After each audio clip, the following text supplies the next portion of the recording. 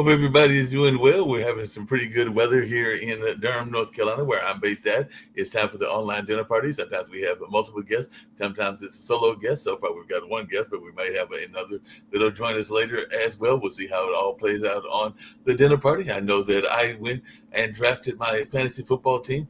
And it looks like I did a little bit better than last year because last year I let the computer do most of the drafting, and I think I had like five tight ends or something crazy, maybe like four quarterbacks. So I did have everything that I needed to have, but the computer and the old fine folks at the football grading system still gave me an F. They gave me an A for one of the, they gave me an A for some of the other folks, but they gave me an F even though I had some good receivers. I think I got one of the receivers from Houston and another receiver from another team, and I've got the quarterback, Jared Goff for Detroit, and a couple of other good folks, I think, than everything. But then when it came to the grading, they gave me an F, and it looks like I get an F just about every year. So maybe I need to give up on this fantasy football thing that my brother got me into and all along those lines. But we'll see. Might need to do some shifting, some trades, maybe even get some pickup on some waivers and maybe find a way to still get in the mix. I know there have been a couple of years where I've actually won some money and everything like that. Never won the big prize, and I don't know that this will be the year, but hey, no one never knows. Might surprise myself, and all along those lines. It looks like the team that I root for in baseball is trying to be having the best record of all, because I did go to school at Marquette, and when I went there, I became a Brewers fan and have been a Brewers fan ever since. Because while I was there, they had their pennant run back in '82, and I remember I was just telling some friends of mine that because I met a young lady that was the PT for my dad who has had some health issues and all along those lines, and it turns out that she was at a birthday party. Dad's birthday was in June, and his lady love was in May. But they had a birthday celebration this past weekend, and everything to celebrate 80 and 85. And it turns out that a member of his health team is actually a fellow Marquette graduate. She was there when D. Wade was there, and I was there much earlier when Doc Rivers was around, and all along those lines. But yeah, I was sitting there just having that conversation with her, and all along those lines, and just thinking about those days and remembering that when they had their last run, meaning the Brewers, I watched the game, I think maybe from the dorm or someplace, might have even been one of the local bars or something like that. But I remember going down to the library thinking to myself, I'm going to go down to the basement. There's no way the noise is going to make it to the basement and everything. But even at the young age of 20, because that would have been like some 40 years ago, 40 plus years ago and everything, the noise made it downstairs, so I gave up and went and enjoyed the celebration and all along those lines. So I joined the celebration and made it to Major Goolsby's, and ironically, Real Chili, which was there when I was on campus and was across from what some people call the, I think the nickname was the soda bottle or something like that because it looked like a beer can. The beer can, I think that's what they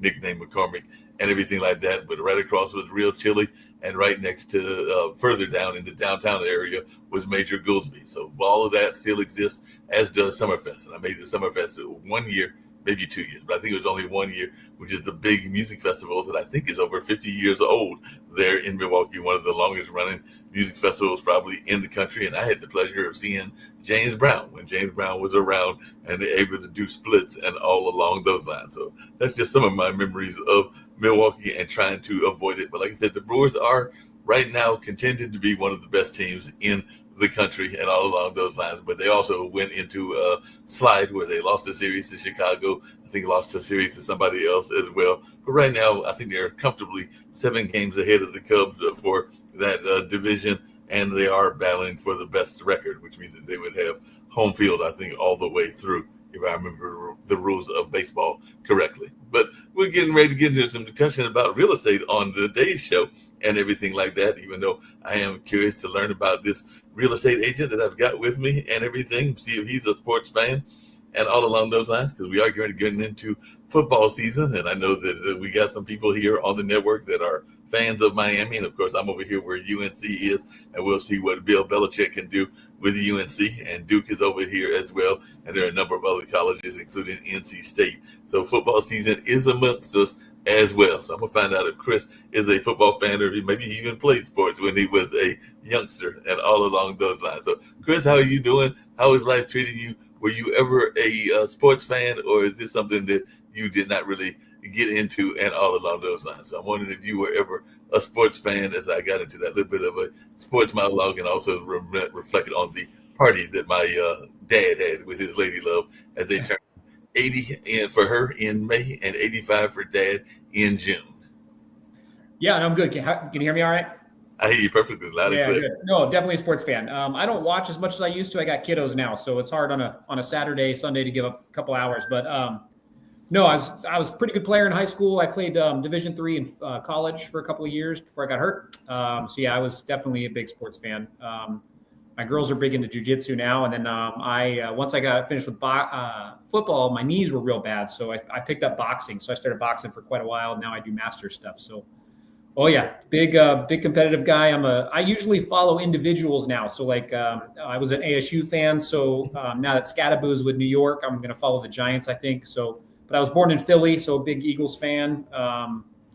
Yeah, anytime there's a good game on, I don't mind sitting down watching if I can catch the time. It's ironic that you said that because I remember my cousin Tanya. She played basketball in high school. Was actually a pretty good basketball player. Went to UNC Charlotte where she met her husband, and she also got injured and didn't really get a chance to go much further. Didn't really get a college playing career or anything like that. So unfortunately, those injuries do happen sometimes when we're in our young adult years and all along those lines. So they do happen on occasion and can derail a career. But right now you're doing stuff in the fire field in addition to being a real estate agent. And I know we've had a lot of things with fire, including fires that have been taking place in our mountains here in North Carolina, as well as what's been going on in California. So what got you into the firefighting field, and what advice would you give for folks that are thinking about going into firefighting if that's one of the career options that they're looking into? Oh yeah, I mean, fire service is great. If you're speaking nationally, I'm in a paid service, so I'm full-time paid. There's a lot of volunteers places, but yeah, I'm a big city full-time paid. I got into it just because coming out in college, I had to take a lab science for school, and one of the lab science courses I took was an EMT course. So my emergency medical tech, really basic, just above CPR certification, but it was a lab science, and part of that class was to do a ride along with the fire department. So you had to go to like the emergency room, you had to do a psychological ride, you have to do all this stuff. So I went to a fire station, and I was 22 years old, and I was this big football player guy, and I realized that, wait a second, you guys get to work out all day and hang out with your buddies and go do fun stuff, and you shop together and you cook together and you work out. And it was really cool. I'm like, I think this can work for me. It was like being two-a-days back in the football team. So that kind of piqued my interest. And then come to find out they actually have really good benefits. They got retirement programs. They got, wellness clinics and a lot of opportunities once you get in there to help, train people, teach people, coach people. So all that stuff that kind of hit home with me is really what I bit off on once I got in. But the original thing was,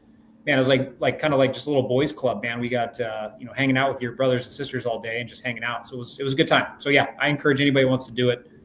They're into the team sports. They're into working out, staying healthy, and helping people. It's the way to go.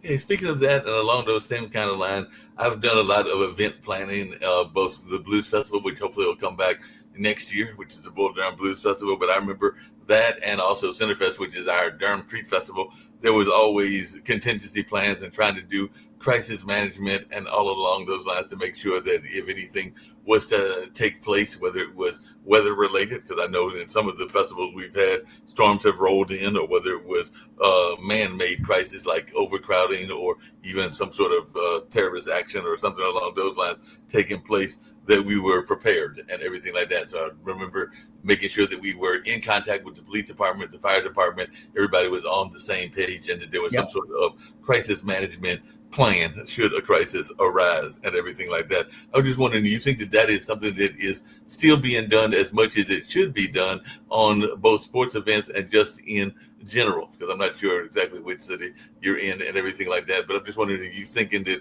our corporations and nonprofits are doing enough in crisis management?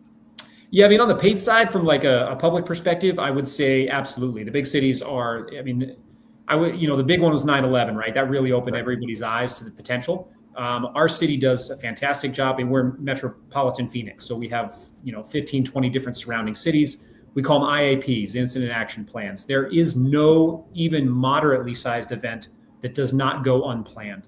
The police departments usually take the lead, and then they filter in whatever services they think they might need. Fire is usually a very big component because we do medical as well.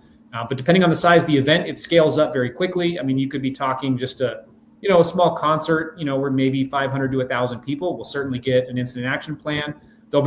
Most cities will actually require that you have an on-duty police and or fire presence at those facilities. And then as it scales up, in Arizona, for instance, in Glendale, we would have the Super Bowl. So the Super Bowl, they're going to tie in Homeland Security, FBI, local authorities. I mean, it's quite large very, very quickly. And these guys are very connected nationally. So a lot of this stuff is coordinated in a way that creates a seamless transition regardless of it. So we're all very, very much on the same page. A lot of the formatting is the same. The responsibilities are the same. The training correlates it. So it's not just, we don't hope something goes wrong or anything related to that. It's, we will train cross-collaterally with other cities, other departments, so that if something happens, we aren't unfamiliar with working with different agencies, communication styles, radios. It's very, very in-depth, and most cities are doing a very good job. Yeah, that sounds good and everything like that. I know one of the things that you've been involved in quite a bit, both in your firework and also working in boardrooms. But I was just wondering, because we're going through it at one of my nonprofits, one of our executive directors just recently got let go of by the board of directors. And after that, they're now scrambling and doing an executive search and all along those lines. And of course, people are trying to lay low as much as possible, but also trying to make sure that they're prepared for whatever new leadership will bring and everything like that. So I was just wondering your thoughts about leadership under pressure, because this will definitely be a pressure leadership for whoever comes in. And I've actually been on some search committees. We've got the Art House Theater, and I know that at least two of their searches, I was on that search committee, and I think on the search committee for one of our symphonies as well and everything. So I just wanted your thoughts around leadership under pressure when people are coming into new situations. Yeah, I mean, that's a tough one, right? Leadership under pressure is something that is very difficult to coach. You really have to be in those situations to learn from them. You have got to understand from a mentor or some form of process that you understand how to really calm your mind to make difficult decisions when times are tough. The fire department's really good at this. The military probably leads the way. There's a ton of good business books related to that, podcasts, YouTube training videos, things like that. If you're ever interested, I mean, you just Google Navy SEALs, right? The entire concept behind like BUD/S training, for instance, is we are going to put you under so much pressure and stress mentally to find out how you focus when you are in, just the absolute worst case scenario, and then to be able to calm your mind to make decisions. And then repetition, right? That's the big one. Is if we consistently train you under repetition, regardless of what you're, in front of you, your body will respond and react naturally. No different than, if you're a big sports guy, right? So if we go into, training, let's say you're doing 2-a-days and you are absolutely exhausted, and we run the same play over and over and over again in practice. Not because every time we do it in practice, right, there's no defense on the other side of the ball, you're going to score every time. That is completely unrealistic. That's not the point. The point is that when you're in the game and you snap the ball, your body responds in a way that allows your body to move, but your mind to focus on something outside of that. So, when you're getting someone new in, I don't know if you can duplicate any type of a stressful situation outside of, just more of an interview style of, Right. Have you been in a stressful situation? Why was it stressful? How did you overcome it? Talk to me about your lifestyle. Is there things in your life that are stressful? How do you overcome those? What's your decision-making processes? How do you work through these things? Do you have a mentor in your life that has helped coach you through this? How have you overcome these things in the past? It's hard, right? And when you're talking a boardroom style situation, a nonprofit, to draw those experiences out of people is really a difficult thing to do, because you don't know how someone's going to react until they're under pressure. So trying to get a good idea about that, if that pressure has been applied to them before and how do they overcome it.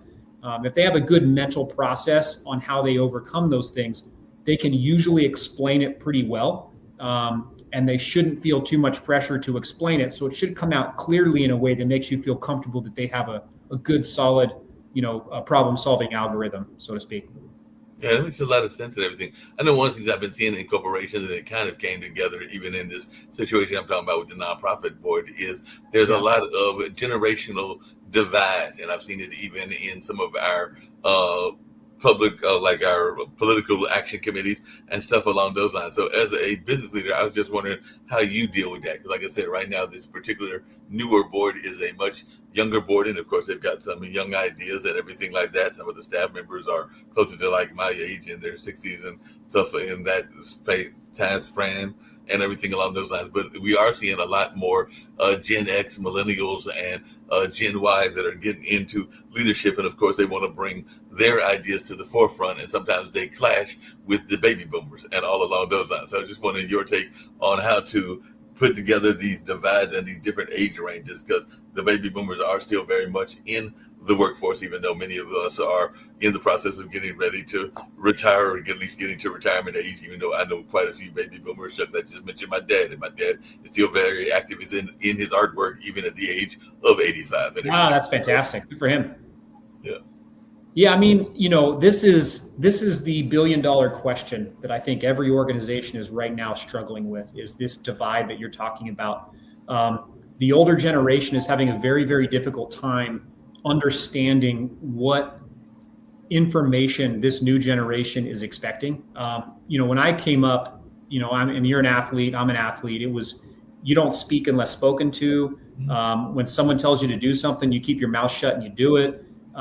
That is not this generation. This generation expects to understand what's taking place. They want to know the why behind every decision that's made.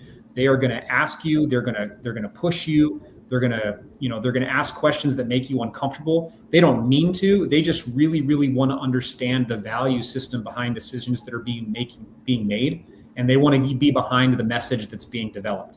And we're just not used to explaining that because no one's ever explained it to us. And so being patient and understanding with this new generation is very, very difficult for some of the older generations, and that's me included. There's times in my business where, explanation and understanding is appropriate, but there's other times where I'm frustrated and I don't need you to understand. I just need you to do it. Right. And that, unfortunately, is not what they're expecting. They want to know why they're doing what they're doing. They want to find value in what they're applying themselves to. And what we're finding very interesting now is the job hopping, right? If they're not comfortable where they're at, they just quit. They don't care. If they don't feel the value behind what action they're taking, they will move on. And they have no qualms about feeling any sense of ownership to your process and your vision and your goals. It's not important to them unless you can find value and make it important to them directly. And so that's really been a very, very difficult transition, especially in the fire department, but in my real estate business as well, man. It is definitely the biggest thing we're dealing with right now. Recruitment, retention, value systems, alignment of goals is a very, very difficult one. But if you can really take a deep breath and explain to them, the value system and the processes and what they bring to the table and how it's needed and wanted, that's what they're really looking for. You can really try to maintain some of those people. But man, it's definitely going to be the most difficult part. I'll tell you, one of the major things we're starting to realize, and this is just from my kind of arbitrary and anecdotal conversations, right, is, go ahead. Now, I was going to say, I want to hear the anecdotal conversation, but just really quickly, the only thing you said that I found very interesting is I see a lot of people that are having their own vision, and this is their across age ranges and everything, and they sometimes want you to buy into their vision without thinking whether their vision and your vision are actually aligned together. Because, there's that simple word of no, and there's also that notion of people pleasing. And I do know that even myself sometimes fall into that people pleasing category and everything. So I just wanted your thoughts around that, because I do see sometimes that people have these grandiose ideas and they want you to buy into their grandiose ideas. And I'm not saying you can't support grandiose ideas, but I think that the people that are in management sometimes need to realize that their grandiose idea isn't necessarily the grandiose idea of their workers and everything along those lines. I just wanted your take on that, because I've seen some people with some very big grandiose ideas, and they're like, you got to really come in there and be all gung-ho to support me and everything like that. And you're going but that's not my vision. That's your vision. Yeah. So you really described it, and I'm trying to find a different word to use when I talk about this, but narcissistic is the only one that I can come up with. The younger generation that let's just call them under 35, is very different than what my parents grew up as, which is get married and have kids before you're 25, and everything revolves around the family, your children, your future. All of those things were the priority. That is not the case anymore. Individuals are not getting married. They're not having kids. What's important to them is them. Everything they do is a social media post. Everything they do is a YouTube post. Their world is their world, and everything else and around it, they feel is a tool in order to create a successful outcome for whatever their world is. And so there's no more dedication or thought process to what they're bringing to the table for another organization. It's what can your organization do to me to fulfill my needs in whatever it is I'm going to put on my next social media post. And so I'm being a little facetious in that concept, but that's the idea, is they are in their own mind and in their own world, and that is the priority. Everything else is merely a tool in order to create a successful outcome for them, however they define it. And it's now an organization's role in order to find that and try to nurture it in a way that aligns them with the goal of the organization. And so trying to find that is difficult. It's very, very difficult. And that's the leader's kind of new challenge is what you just talked about, is trying to find that alignment between really the narcissist who's trying to create a successful outcome for whatever it is they want, in alignment with your goal set, pointing in the right direction and finding a way to find value. So you're absolutely right. That makes a lot of sense. And one of the things we heard a lot around, particularly during the height of COVID, and people are still getting COVID. As a matter of fact, one of my co-hosts just got over a case out there in California recently and everything. And actually that same birthday party, I got a text and just did the test that came out negative, which was a good thing. But one of the people at the party did test positive, but it was in a well-ventilated place and everything. So I doubt that a lot of folks did catch it, and they might have even caught it on their ride back home because they were one of the visitors for the birthday celebration that was coming from out of town. But Linda, my dad's lady love, did send a notice just so that we could be aware, take the test, and make sure that we were good. But one of the things that came out was this whole notion of burnout and motivation. So I just wondered, whether it's with firefighting or with the real estate, how do you keep your individuals motivated? Because we heard a lot of people that were burnt out, a lot of people that were even frustrated with the online presence of their corporations and everything. And we've even heard a lot of people that want the workers to come back to the job force and everything. And a lot of the workers, from what I'm hearing, are like, no, I'm kind of comfortable in front of my computer and in front of my phone and in front of everything in my home environment, and the kids can go off to school and they can come back, but I can be in my own work environment. But I know that a lot of time workers, and particularly employees, want to be able to monitor and directly monitor what their employees are doing. So the employers want to be able to monitor the employees. You can do that to some degree online, but you can't do it as effectively, I would think, as you can with your person to person. Yeah, fair enough. Yeah, burnout's tough. I mean, it isn't, I would say the burnout question has transitioned from what I used to think it was, which was people work so hard that they just eventually crash. They don't take care of what they need to at home. And so the blending and the balance and the life balance became an issue. But that was because the individual was focused on creating such a positive and successful outcome at the workforce that they didn't balance, and they created their own burnout. Now, that does not seem to be the case. I don't have an overwhelming number of people who are burning out because of how much effort they're putting into the job. That's not the burnout I'm seeing anymore. The burnout I'm seeing more now is based on more of mental wellness. So a lot of mental health issues are starting to become a thing where people want, again, more of and I got to come up with a different word because narcissist has more of a negative connotation, but they're just very self-involved in their mental status, which I'm not opposed to. So it's balancing the burnout side of it is more, how can we help people create the holistic environment within their own world that they're trying to create around them? How can the business side of the organization support that mechanism so that they feel comfortable and supported in their process by giving them that as almost a benefit, like an employer benefit that allows them, I think, to kind of create that security net within themselves and alignment within the organization. They want to stay committed to us. And by allowing the mental health piece to be more of a success as opposed to the burnout side, I don't see a whole lot of burnout. There isn't. We're not having any issues with people overcommitting to an organization to create burnout. If that happens, they're usually quitting long before any burnout is reached. So we're not seeing that much. That makes sense. What about motivation? How are you finding ways to motivate people? Because I know I'm here in North Carolina, in Durham, North Carolina. I remember that this was well before COVID and everything, that a lot of companies, whether it was Red Hat or whether it was Cree or a number of others, would try to bring the family situation into the corporate environment. So there would be like daycares in the corporate campuses, there'd be like work environments and playrooms and all along those lines, so that people could actually stay motivated even while they were in the work environment. I mean, there was even some, might have been Red Hat, that had like the couches and the playrooms and all along those lines, adult playrooms, that is, and everything like that. So I just wondered, what is your thoughts around those kind of things? Because I had another show, one of these online dinner parties, and the person was not the biggest fan of those kind of things. But like I said, I do know that back in the day with SAS and Cree and even Red Hat, it was a big thing that was going on. And those are just three companies that I remember talking about it and everything along those lines. Yeah. So there's really two questions there, which is, the benefit packages that people are offering and the kind of the ancillary support systems in an organization, for instance, like daycare, right? Daycare is a good one. That's a great example, because daycare isn't creating, in my opinion, doesn't really create motivation. If anything, it creates what we would consider like golden handcuffs, right? If you offer this benefit or perk that maybe your competitor doesn't, you're not creating motivation to the organization. You're just creating a situation where they can't leave you because they don't see the ability to leave.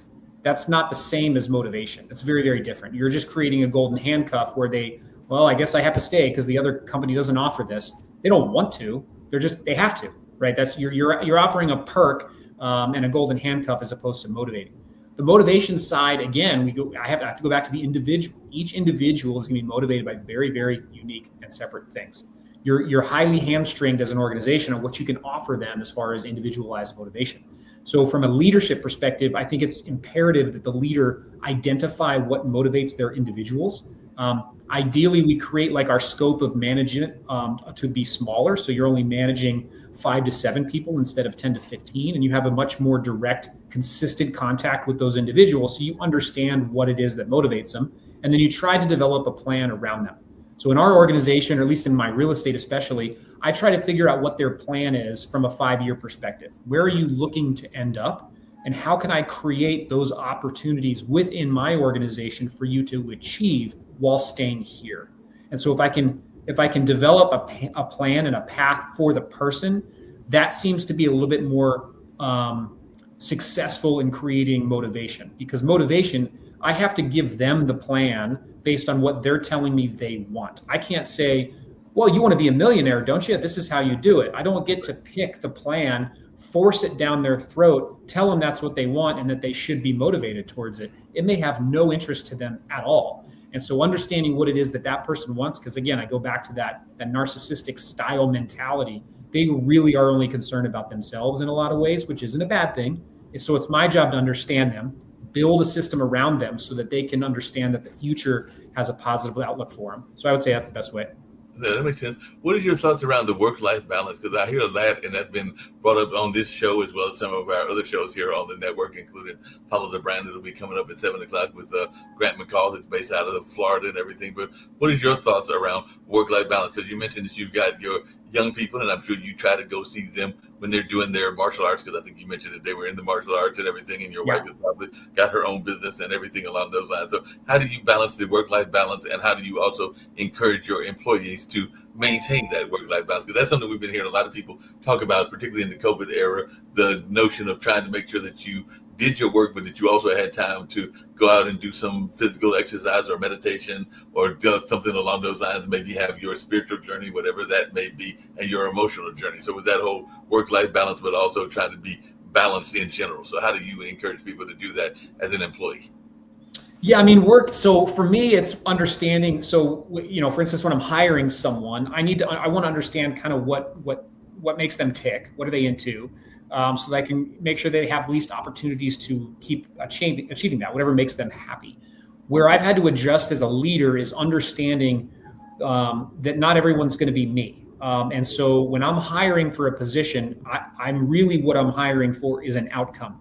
I want to make sure that whatever I'm putting money into, the outcome that I'm getting back is what I am expecting to do. How they do it, when they do it, and how they balance that life choice is going to be on them. And my ability to communicate with them on how they're going to achieve it is what creates success. But, from a work-life balance standpoint, my biggest hurdle in the beginning of my management career was expecting people to work like I do. They will not, because I have made my life and my success based on my work ethic. And basically it was, listen, I'm a I'm a 5'10" white guy who's slow, who said, how am I going to be successful and make it to college football? I have one option. I have to outwork you. I am never going to be physically gifted enough to do anything special. The only way I can do it is outworking people.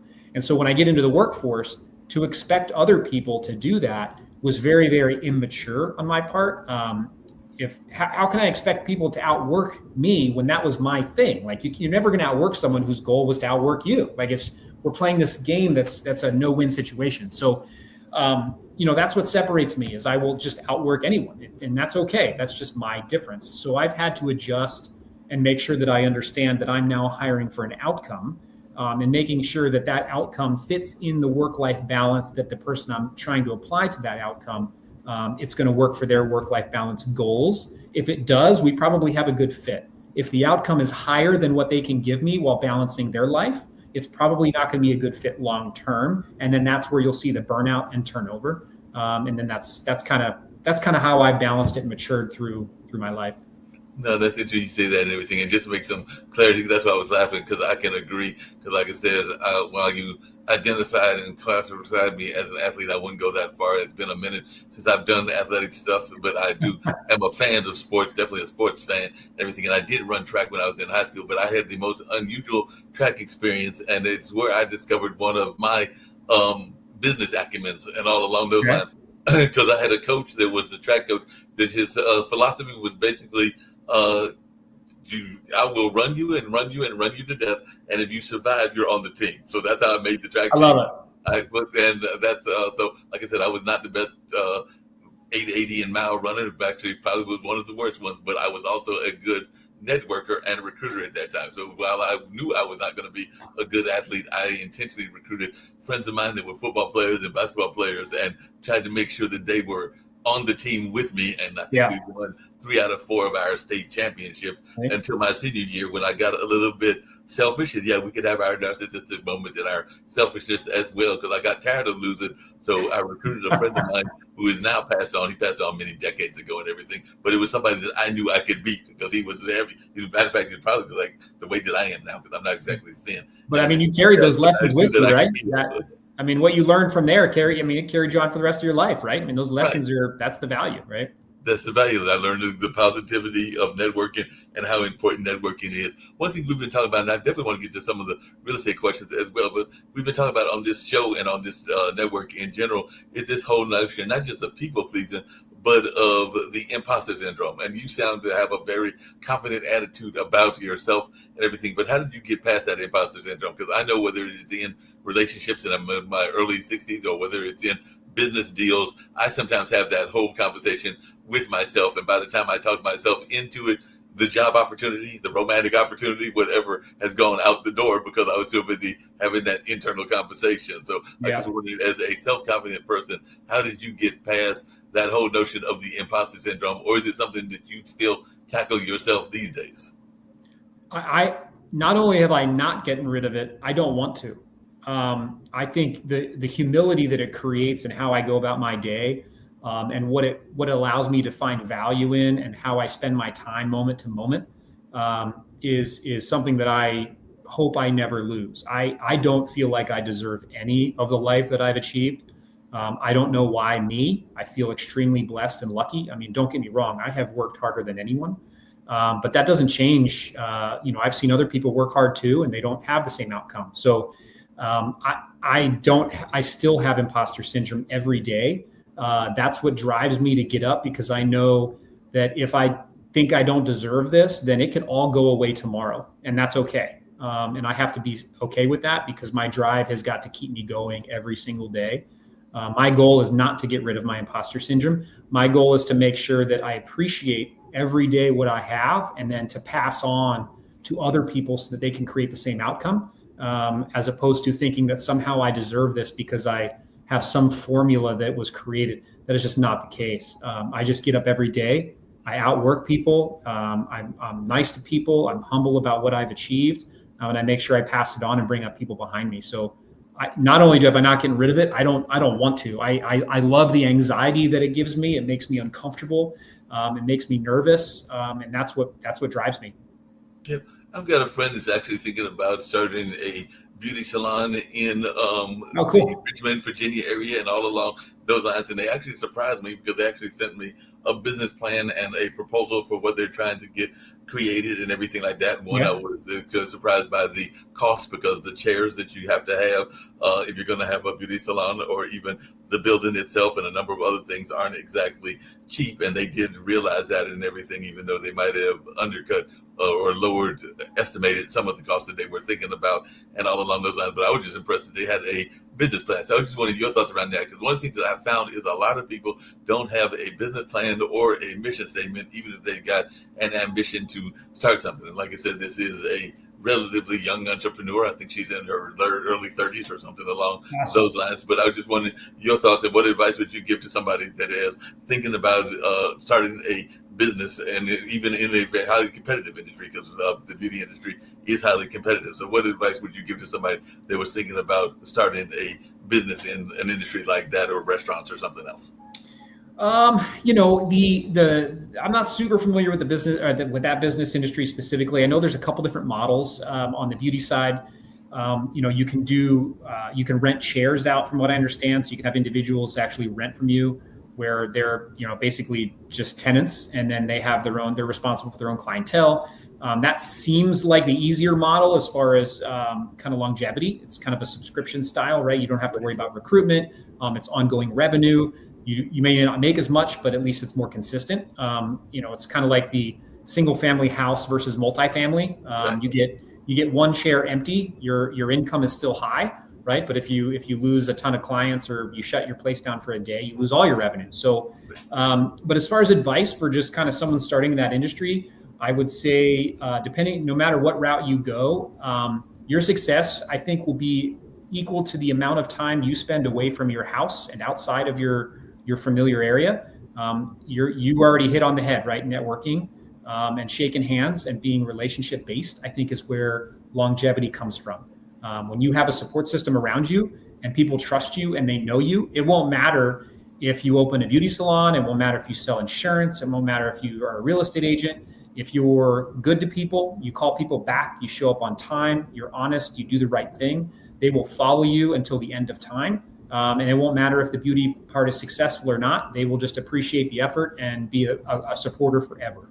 So, just hustle, shake hands, be good to people, be honest, open, answer your phone, do the right thing, and get out of your house and shake some hands. Yeah, that makes a lot of sense and everything like that. I want to come to the real estate, and I definitely want to come back to some of the leadership stuff as well. One of the things I've been seeing in real estate, there was a time a long time ago, and it might have been even before you got into the business, that malls were very popular. I'm talking about like the very smaller kind of malls and everything, and they are totally. The big box malls are still around. Like we have one here in Durham, North Carolina, called South Point, and everything like that. And even some of the malls that have like the Costco's and the Sam's Clubs and like the big stores that are part of them are still out there. But the smaller family-owned malls, people are trying to figure out what to do with them. Like just down from the Coastal Arts Center that I work at, there was a Chicago developer that was coming to town and wanted to put on I think 45-story high rise, and got a lot of pushback from the citizens. So they actually pulled out and everything like that. And they're one of the old family malls that they're now talking about converting into both housing and business, and trying to make it a mixed use development. That's what I was looking for, and everything along those lines. And I've also heard a lot of people talking about communities and trying to make what they call walkable communities in the real estate market and all along those lines. So I just wondered, are those some of the trends that you're seeing, and what are your thoughts about that? Because I remember even when I was in junior high, I had contemplated a couple of careers. I got definitely into journalism and event planning, and have been doing this for a number of decades. But there was a time that I was thinking about being a weatherman, and I was also thinking briefly about being an architect. And I remember doing a building that was going to be what amounts to a high rise. So the rendering that I put up was the building going vertical. And it seems like that's a lot of what we're doing now, is a lot of vertical building. So I might have been ahead of my time in that thought and everything along those lines. But I'm also hearing a lot of people talking about walkability communities where everything is nearby, that your school is nearby, your movie theaters are nearby, everything is nearby, even the gym or the Y if you're going to the Y, and all along those lines. But it's all within a walkable facility of the housing area as well. So I just wondered, are these some of the trends that you're seeing, and is this some of the stuff that you're doing in Arizona? Are you talking malls in general or just overall commercial real estate? Overall commercial real estate. Yeah, I mean, every municipality is gonna be a little different. Arizona is very spread out and flat, so everyone here has a car. I mean, the transition to everyone's trying to really build up just from a green perspective. That land is getting more expensive, but what we do here in Arizona is gonna be very different than in Los Angeles, New York, Chicago, Miami, all that. And it depends on the area, right? In Florida, trying to break ground right now, just don't. You're not going to. You can't get insurance if you wanted to. So there's a lot of areas that are going through like environmental issues. There's not a lot of people building in California anymore. There's a lot of people leaving. New York, you just don't have skyline anymore. So it's very different. In Arizona specifically, we have a big fight right now between essentially apartment complexes. We're just seeing those pop up on every corner. And we're getting a lot of pushback on high density stuff. As a population, we haven't been used to that. We've been very spread out, single family type houses, big lots, a lot of space, suburbia, so to speak. And so as we infill this stuff and start to try to create higher density, we're getting pushback. But yes, I would say from what you're talking about, we would call it multi-use. So you would have, a 6-story building. On the bottom, you would have, a small little farmer's market grocer type of thing, maybe some office space, mixed use space where you kind of share office space. You might have like an artist next to a hairdresser, next to a tattoo artist, next to a coffee shop. And then above it, you have your apartment complexes. So yeah, that's becoming a lot more common. And then obviously the value is there. On a commercial side, the other thing that we're seeing, which is probably not great for the younger generation, which is all single family rental units. So we're seeing huge swaths of areas being bought, 9, 10, 12 acres where they're putting single family small units that are all rental communities. So it's not an apartment, it's not a condo. It's a very, very small, like 2-bedroom, maybe a small 3-bedroom house with like a patio, very, very tightly packed with a community pool, but it's all rentals only. So that's been an interesting transition we've seen out here that the big banks are starting to do because people want patios for their dogs. They want to have more of a home experience, but they don't want the commitment or can they not afford an actual home. It's a good transition piece. But again, it's starting to push people to a lifetime of rentership, which is not good for the future, I think, of our younger generation. So, but I would say those are the kind of the big ones that we're seeing right now: the mixed use, and then the full-time single-family rentals. What is going on in Arizona? I know that Ian Nevada, which isn't that far from Arizona, had a friend that lived out there, and I think she's still out there. I think she's teaching in Arizona at one of the colleges, if I remember correctly, in addition to teaching at UNLV, if she's still out in that general community. It's been a minute or a year or two since we last communicated and everything. But I remember that even in Nevada, and I'm guessing in Arizona, there was a lot of conversation around gentrification. And we've been seeing that here in North Carolina as well. So a lot of what used to be the urban areas are now seeing an influx of people from different communities, and some of those old houses being upfitted and retrofitted and even being priced out of the original homeowners price range and everything like that. So I just wondered if that's something that you're still seeing in Arizona and just your general thoughts around it, because it does seem like gentrification has been going on for a while. Even, like I said, the Cultural Arts Center that I work at, there's a major highway that destroyed pretty much one of our old Black Wall Streets and everything like that. And part of that was that it destroyed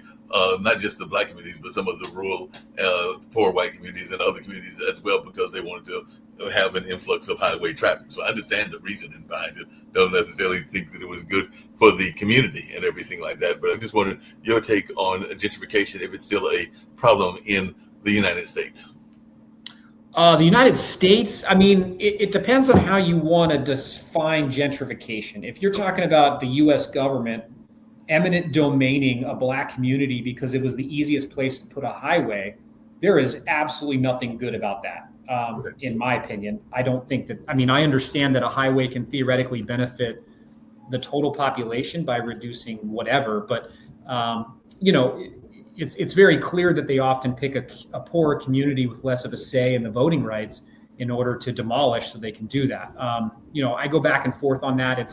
It doesn't seem like it's great. I think the money for the highway could probably have been better spent by cleaning up the streets, reducing crime, and improving school systems.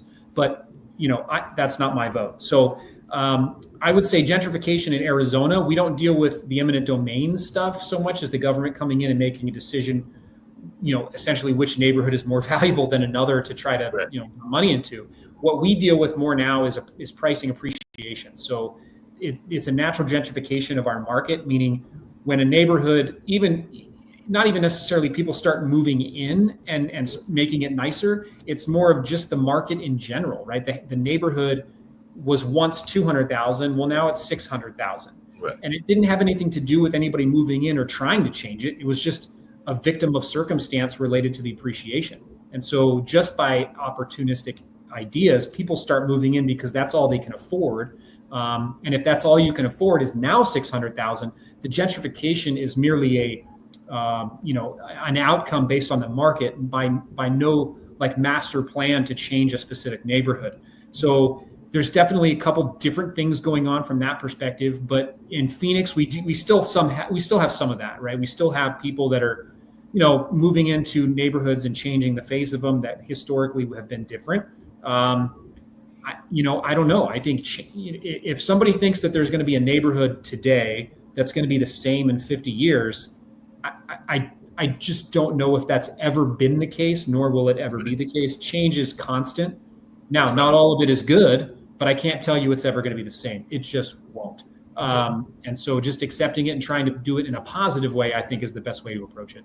That makes sense. I know one of the things that people used to do, and I had friends of mine who were actually exploring this idea, and I think I even had some that did it, and all along those lines. Well, one, my mom sold the house that me and my younger brother lived in before he got married the second time, and definitely before he got to his house. And my nephews are now seniors and juniors in high school, and all along those lines and everything. But I remember when Mom sold the house, the people that bought the house duplexed it. So they basically turned it into 2 housing units and all along those lines. And I've also heard people that have literally bought houses and then flipped them, whether they've duplexed them or whether they've done other renovations and all along those lines. So I just wanted your thoughts about that as a real estate tactic, because I've even heard people that are in the real estate business that have said that they encourage some of their clients to do that. So like you said, if they buy a house at a discount but feel that they can duplex it or do other things to it to increase its worth, that it is worth doing it. I think the last time I looked at on Zillow,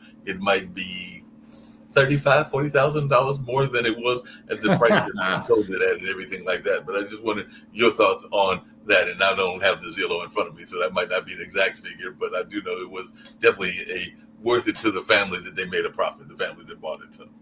Yeah, I mean, it's kind of a new trend, I would say, over the last 5 years. They call it house hacking, where if you want to try to break into the real estate market, that's as far as an investor is concerned.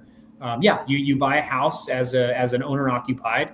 You buy the ugliest house on the nicest street. You put some money into it. After a couple of years, you either refinance it, turn it into a rental, and just do it all over again.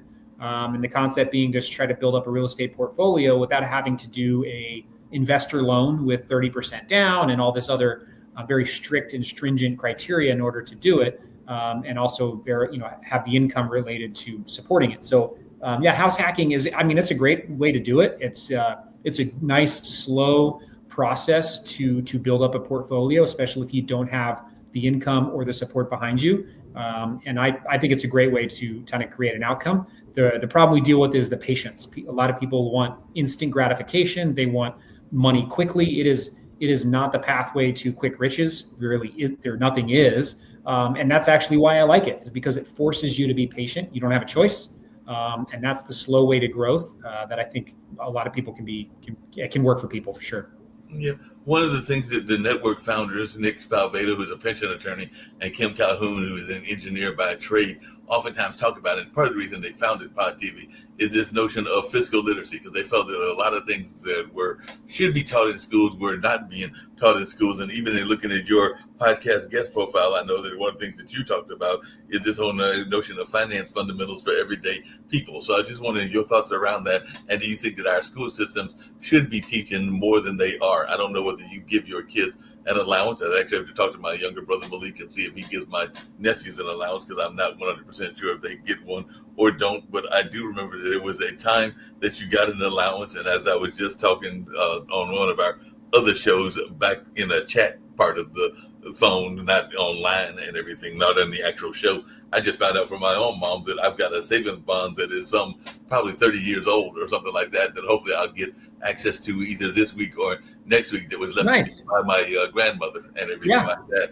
And so it's been sitting there collecting dividends. And it's like I said, she passed, I want to say, that particular grandma in the early 90s. So we're talking some 30 years ago and everything. So I think that after 30 years, it has collected some sort of revenue and all of that. So at least I hope so, and everything like that. But I just wanted your thoughts around fiscal literacy and whether we're doing a good job of teaching our people about fiscal responsibility.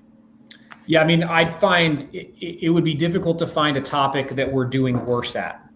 Fiscal literacy is absolutely abysmal for our younger generation. And I say younger, but I sell houses. And if you talk to any mortgage lender, when they pull credit ratings, the number of people that are unqualified to buy a house because of credit card debt, student loan debt, auto debt, and pick your poison, right? An RV, a boat, Nordstrom's, right? I mean, you can finance Uber Eats now. I mean, the ability for financial institutions to find ways to extract money from uneducated populace is astounding to me. A lot of this stuff shouldn't even be legal. The documentation that they're required to sign is just fine print with no So the financial literacy that we provide our kids and our adults is just horrendous. And that basically paints the picture of how our country is currently doing. It's ugly. It's very, very ugly. Yes, I give my kids a very, very small allowance depending on their performance, either in school or they do jujitsu. So if they perform well through effort, they get rewarded. And then we do things like, they're young, right? They're only 6 and 7 years old. So after 3 months, whatever they saved from the money that they've gotten, it's never a lot, right? 20, 30, 40 bucks at the most. If they have a certain amount of money at the end of those 3 months, I will double it. So they learn the concept of setting aside money will earn interest over time. And then I've opened up little bank accounts for them, and they have a couple $100 a piece. And then we teach them about going to the ATM. This is your money. It burns interest. So all of those things, just really, really basic stuff. There's really good online programs that people can take. I'm a really big fan of Dave Ramsey, who's a very big anti-debt guy. I'm a big anti-debt guy. So yeah, I mean, financial literacy is huge. One of the things that is a little, I wouldn't call it controversial, but there's been talk from the current presidential administration where he's talking about trying to open up a retirement account for every person born with $2,000 in a savings account that they can't touch until they're retired. And so the concept being that you can contribute to it, but you cannot withdraw it. It is your money forever. And you get to see this account. You get access to it. You understand its growth process. And just having that, I think, will open people's eyes to the understanding of the growth potential, because by the time you can even conceptualize the idea, you're probably 10 or 12 years old and you will have seen this $2,000 grow, right? And then that solidifies a lot of the concepts of what you're trying to understand and you and I know, right? As we get older, 5-10 years goes by as like that, right? Yep. And so being able to understand that, you don't know that when you're 16, that, hey, if I just did $50 a month, which is a lot of money when you're that age. If I just did this, what it would be by the time you're 30, you wouldn't even comprehend. It wouldn't make sense that you would never even believe it. So just basic tools. I mean, but yeah, financial literacy is my passion for some of the younger generation to understand what their future holds, because a lot of them don't see a future. What advice do you give? And I don't know if you have any dealings with any, because you mentioned there's some, the Arizona Cardinals are there. There's definitely sports teams like the Phoenix Suns and all along those lines. But one thing that oftentimes shocks and scares me is not just the athletes, it's also the entertainers. And I've definitely got some dealings with quite a few of those and everything. But they get a windfall. And I'm not saying that's the only way you can get a windfall. I mean, I think the lottery is up to like 700 million right now or something like that and everything along those lines. So you get these people that get these windfalls and then they burn through it quite rapidly. I know that you've heard the story of the athletes that got the great multi-deal contract and then turn around and decide to help every Tom, Dick, and Harry, every Aunt Sally, Uncle Tom, and whoever else might be out there to buy their house, buy their boat, buy some of those other things that you were just mentioning earlier and everything, and then get injured on the field or burn through all of the cash and then are totally flat broke after they are retired and all along those lines. So I just wanted your thoughts around that, and if you've ever had any dealings with any athletes, and how do you get them to understand that this is a great windfall, whether it's winning the lottery or whether it's becoming a NBA or an NFL football star or everything like that. But did they need to have some real estate investments or some other investments as well? Yeah, so the league, so I've sold quite a few homes to NFL players, and they've actually done a very good job over the last 10 years in the financial education piece. So they've done a really, really good job in helping people work through that. So they do a good job educating the individuals. The problem is the systems that are around them. So you can start with their managers. So typically their managers are the gatekeepers to all of those athletes. They manage basically their entire life, right? They coordinate their house purchases, they coordinate their auto purchases, their financial investments, their attorneys, anything related around their proxy, they're responsible for. That creates a very, very big issue. And I see a lot of people getting taken advantage of from that perspective. It's pretty ugly from the outside. So they do a good job as far as educating what people should do.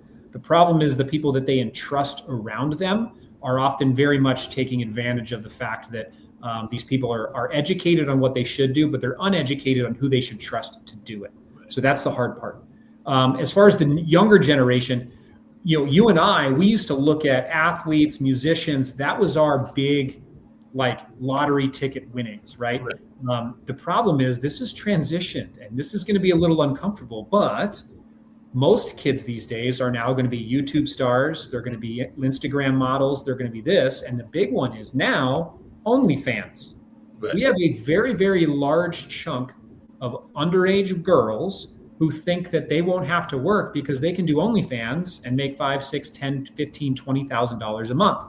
Right. So now you're in a really, really dark place, right? At least with a college athlete, if he thinks he's going to be a professional, if he gets hurt or something, theoretically, he's going to at least finish with a college degree and somewhat of a reputation that he could go do something and earn money. But if you have a 17-year-old girl who's done OnlyFans that never leaves the internet and thinks she's going to be a millionaire, goes out and tries to get a job at a Fortune 500 company, and they Google her name and very quickly find out that she's going to be a liability for their organization, she's going to have a hard time ever overcoming a very, very bad decision she made when she was underage. So some of these issues are something we're not prepared for yet as 40 and 50-year-old men trying to motivate and lead the next generation. Because it was pretty easy to go, hey, you have a 0.01% chance of being a running back for the Buffalo Bills. Well, now they can say, well, this girl sitting next to me in my high school English class makes $4,000 a month on OnlyFans.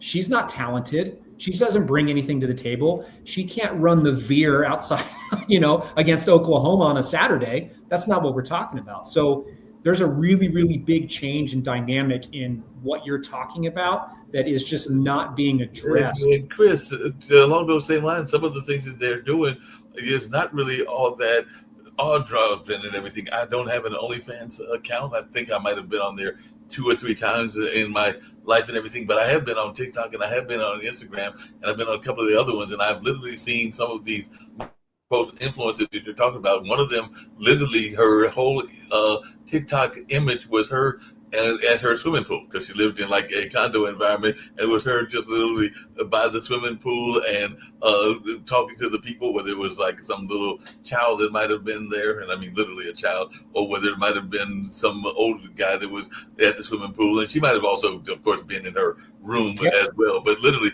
it was a condo in tight environment, and there was a big swimming pool nearby and everything. So a lot of the OnlyFans imagery, and this was when I looked last year, maybe I don't think it was this year, I think it was last year, but a lot of it was just her walking around her swimming pool. And I'm going like, wait a minute, you're making $5,000-$6,000 just for walking around your swimming pool. And there was another young lady that was walking around, I think she was like doing some shopping trips and things along those lines. So some of these OnlyFans models are doing things that you're going like, that's are just common teenage things that any teenager would probably do in any city, whether they're in Phoenix, whether they're in Tucson, whether they're in New York City, or whether they're in Durham, North Carolina, and they're not making the $50,000 as of yet, but then they're seeing that young lady making $50,000. So then they decide to create their own. I mean, one of the biggest reality stars is here in North Carolina, and he makes his living by doing crazy stunts, and that's Mr. Beast. Mr. Beast has been here for a while, and he does some of these challenges, but he is definitely a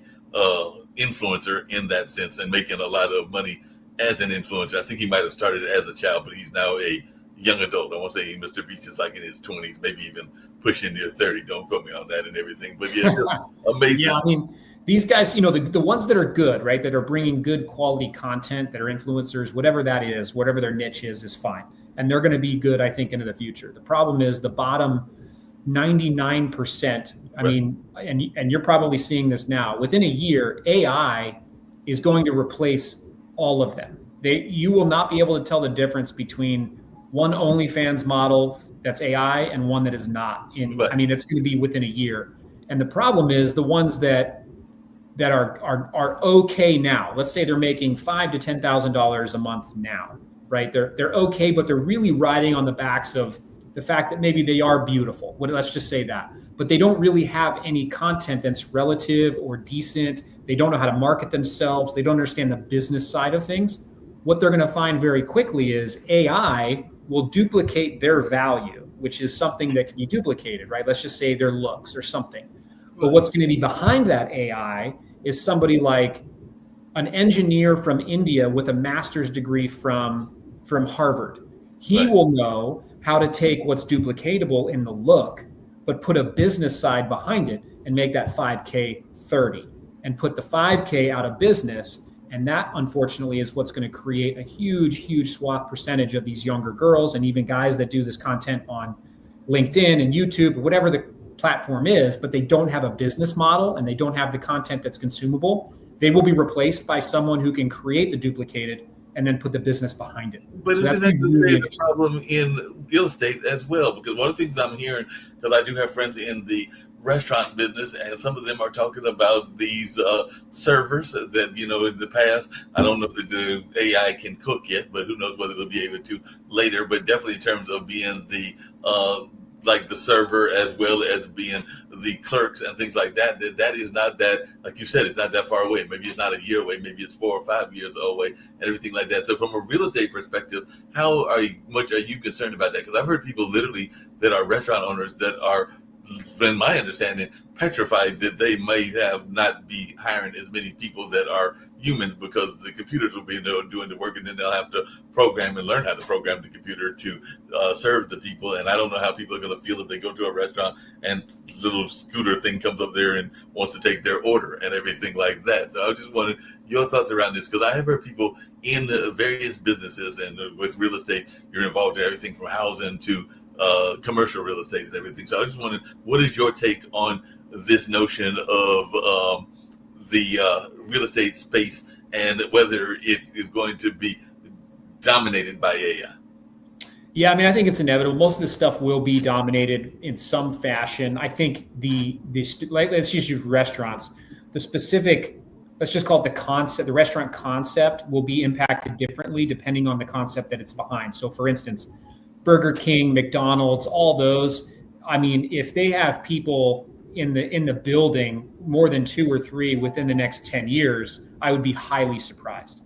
The next would be your casual self-service. So think of like Chipotle, something like that, where you walk up to the counter, you kind of give them directions and they're scooping something into a bowl. That would be next, right? That would be something where you might have 4 or 5 people in because they got to put something in the dish, right? But that will happen over time.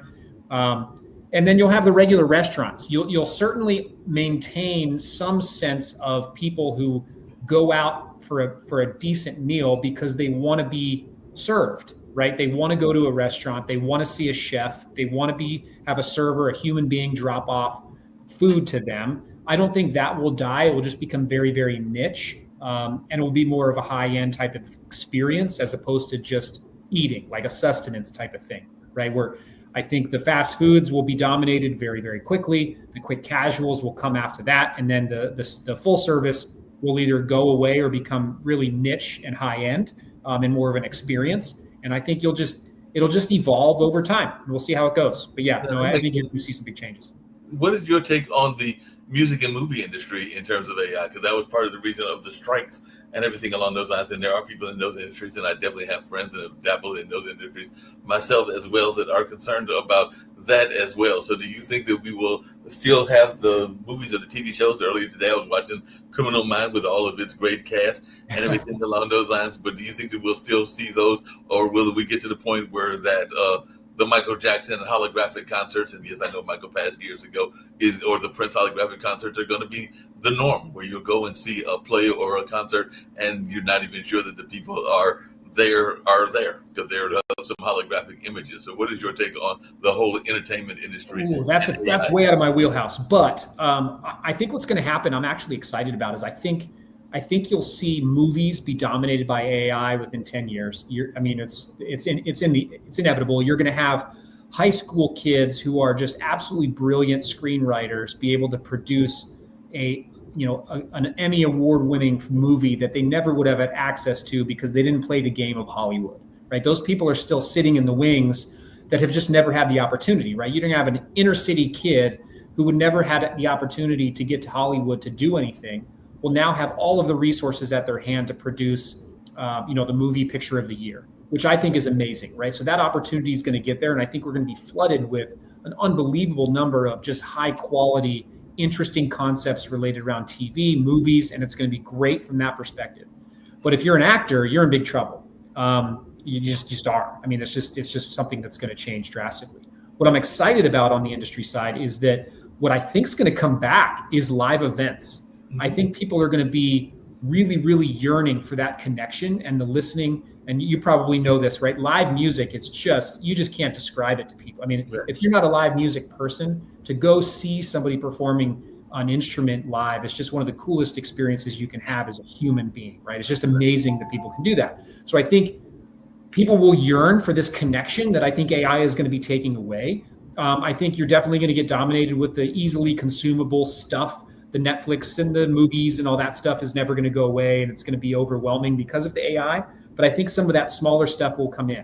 Where I think it's going to be interesting on the consumption side on the media is we're going to have to find a way to stamp, like art, music, all that stuff was this generated by AI, right? You're going to have to find a way to legitimize and validate, was this produced by a human or was this produced by AI? And I don't know how they're going to do it. But like, I have no interest in consuming a piece of art that was generated by AI, right? I just don't. It's not. No, I don't either, but there was a big time, and I actually got suckered into it, that it was a big trend, and I guess it's still a big trend, but I remember a lot of people got very caught up in the whole NFT movement and everything. There was one that was the NFT pictures that was very Andy Warholish, and as I remember, it was some sort of monkeys or all along those lines, but it was definitely very popular, and it was during the COVID and everything like that.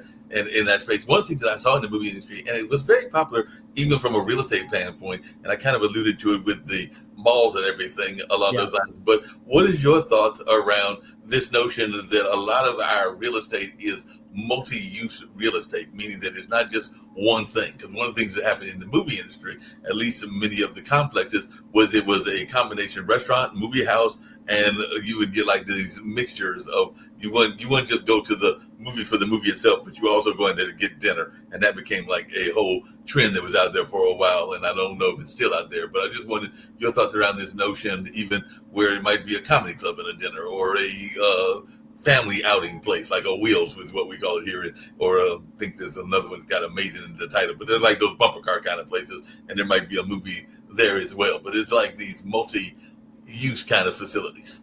Yeah, I love it. I mean, never underestimate, the entrepreneur's ability to creatively find a way to extract money out of a visitor. I mean, it's people sitting in a room going, how can we create an experience that keeps people here and spending their money with us? And that is the outcome that you're talking about. So I love it. I mean, from my perspective, when I can go somewhere with my kids and spend 6 hours in one location and do everything without having to move in between, it really creates, I think, a really cool experience. But yeah, I mean, it's just, I think it's a product of ingenuity and entrepreneurship that we will continue to see. I think it's great. Well, that's another real estate trend that was going on, and not everybody was happy about it. I'm going to tell you what it is, and I just want to take your thoughts around it. And I knew it took place in the West Coast just like it did in the East Coast as well. During the COVID time, when I said a lot of people came back home, that left a lot of empty buildings. And you can see a lot of these empty buildings still empty or not at full capacity. But we are also seeing a lot of growth where people are building new buildings, even though the old buildings aren't fully occupied and everything. So I just wanted your thoughts on that, because it seems like it's almost a contradiction where we're seeing people that are wanting to develop new buildings, but at the same time they haven't filled the old buildings, because we even saw that on, like, I literally live around the corner from Duke University, and I know that sometimes the campus is maybe, well, of course now they're just now getting back to school, but even during the other times of the full force of the campus year and everything, they may not be at maximum capacity and everything like that. And part of that was because the students were taking their courses online and didn't have to be there as much. So I was just wondering your thoughts around this, because it seems like almost like a competing factors that are going against each other, which is the developers want to build new buildings, which I get, you want to make money and everything, but then the other folks are like, well, wait a minute, there's a whole apartment complex over there and they're only at 50-60% occupancy. Why are we building a new one if they're only at 50% occupancy? So I just wanted your thoughts around that, because it seems to be a national trend. Yeah, and just every area is different, right? In Arizona, we're doing it. It depends. The construction costs might be one factor. The datedness of the building might be another. Sometimes it's depending on the age of the building. It might be cheaper to build a new one. The technology that you want in these buildings is much better. So if you got a 40-year-old building, it's not designed for whatever it is they're looking to accomplish. So it's just cheaper to build your own. And then you hit it right on the head, which is they want to make money. So if they find a way to deploy capital in a way that creates a successful outcome for them, they're going to do whatever is in the best interest of their, let's call it their stockholders, right? Whoever that is. So the trend, the market's going to adjust. Entrepreneurs are going to find a way to make money. I find it, I've always found it very interesting and funny that the government, however you want to define that, tries to find ways to put up constraints and focus the attention onto a specific growth pattern. You cannot contain the ingenuity of entrepreneurs. It will not happen. The people who make money will always find a way to make money. You cannot stop it. They move too fast. They think too consistently. They are focused on one goal. Money moves way too fast now. You shut down one jurisdiction from one, they will move to another state with the click of a mouse. It's just not a thing for them. It doesn't bother them one way or the other. Overcoming obstacles, and like we've talked about before, right? Performing under pressure. This is not a thing for them, right? If you want to take 2 years to figure out some way to pass some law to stop somebody from doing X, they're just going to move somewhere else and do Y. It makes no difference to them. And so, yeah, it's just, it's interesting watching, and I see exactly what you're talking about, which is, well, why are you, there's a building right there. Why don't you just buy that and remodel it? It doesn't make any sense. To us, it doesn't make sense. To them, they found whatever niche that they need. They are not losing money. They will find a way to make it, and that's what they're doing. Yeah, that makes sense and everything like that. One of the things I know people talk about quite often in real estate, just in business in general, even in life, even in regular relationships, is this notion of something else that we probably don't teach enough of in school and all along those lines. So I know that it's very important to you and all along those lines. So what are your thoughts about communications, and what are some of the big mistakes that folks make as leaders in trying to communicate? Because I think the communication is like fiscal literacy. It's one of those things that we give a lot of lip service to, but I don't know that we do a good job of actually doing it on a regular basis. One of the old jokes that the people used to say, or old saying, is that there's a reason that God gave us 2 ears and 1 mouth and everything along those lines. But I don't know that everybody actually follows that advice and everything like that. So what is your thoughts about leadership and the importance of communication within leadership? Yeah, your last statement is exactly right. Two ears and 1 mouth. We are not asking enough questions. We don't have the information. We have our leadership styles of the whole top down. This is what we're doing. It's dated. It's not going to work in the future, unfortunately. Leadership has kind of gone the way of like, I'll put in my time, and then once I get there, I can kind of coast. And now that I've obtained this, I can do that. Unfortunately, we're just not there anymore. Once you obtain the leadership position, it's now almost more work, because now you have to figure out what is going on. And the only way you can do that is by asking questions, likely from people who you think aren't in a position to give you opinions. And that's kind of your fault for thinking that. This next generation is some of the most educated and exposed people that we've ever seen. They've had the internet since they were 4. They are way ahead of where we were. from an exposure standpoint. They have a lot of opinions. They're willing to share them. You may not like them, but as a leader, if you're able to ask very, very good questions and dig deep, you're going to extract the information you need to make very, very good executive decisions that'll keep them engaged. It'll lower your turnover, and it'll focus you in a direction that will create outcomes that you need. So I think you hit it right on the head, which is we have got to start asking more questions. Definitely got to ask more questions, everything. And I always get the two confused, so forgive me for this confusion and everything, but it does seem like a lot of the leaders now are wanting to do the kind of leadership where you are dictating to your crew. And I always get micro and macro confused, but I have seen quite a few leaders that are trying to dabble in everything. And I've always thought that good leaders should delegate and let the other people that are good in those skills do what they're good in, and all along those lines. So if you've got a restaurant and if you've got somebody that is good as a cook, let the cook and the head cook be the head cook. Don't try to be cooking for him and everything like that. And if you've got a good server, let them do the good serving that they are doing, and don't try to do all of the serving jobs. But I've seen a lot of leadership, and I'm just using the restaurant as an example, and those two quick jobs and everything where they're trying to dabble their hands in everything. So I was just wondering your thoughts around that, and how, and like I said, I always get micro and macro. I think that's micro, but don't quote me on that. No, let's use your example, right? So if you're a leader, let's use two different restaurant examples. Let's use McDonald's, and let's use a high-end steak. Let's use any high-end restaurant, right? When you're hiring as a leader and you're hiring a cook for McDonald's, right? You're not hiring someone because of their creativity, on the grill, right? You want someone that can stand for 8 hours a day in a monotonous way, throw in an earpiece, listen to a podcast, and flip burgers. Are they going to show up on time, sober, and with a good attitude and in uniform? If you can get those things out and they last longer than 6 months, you've won as a leader. That is the depth of success that you can obtain in a position like that, because this generation has no interest in doing those positions. I don't blame them. But from a leadership perspective, that's kind of what you're after. And trying to identify those people are great. The problem is when leaders go into a role like that and they try to find someone who's dynamic, who's educated, who can speak well, you're going after the wrong person, because they're going to quit in a week. They have no interest in doing that. You have to find the position, and you're looking for an outcome. And the position you're applying for, you have to find the person that's going to fit that. But vice versa. Let's say you run a restaurant. It's non-chain. It's yours, or at least you're a GM for it. The position you're applying for, right? You need someone and want someone that's creative. The problem is we're very stuck on that side of it, where we don't allow their creativity to thrive. So what we'll do is we'll build a menu. We'll say these are our items, our menu items that our restaurant is going to offer. Then hire a great chef, put him behind the grill, and say, here's what you're cooking. He's not interested in that either. Right. And so the problem is you can't hire the McDonald's chef for that restaurant because he has no interest in making the outcome of the food and the experience quality. But you can't hire the creative person and put him behind the grill and tell him what he has to cook.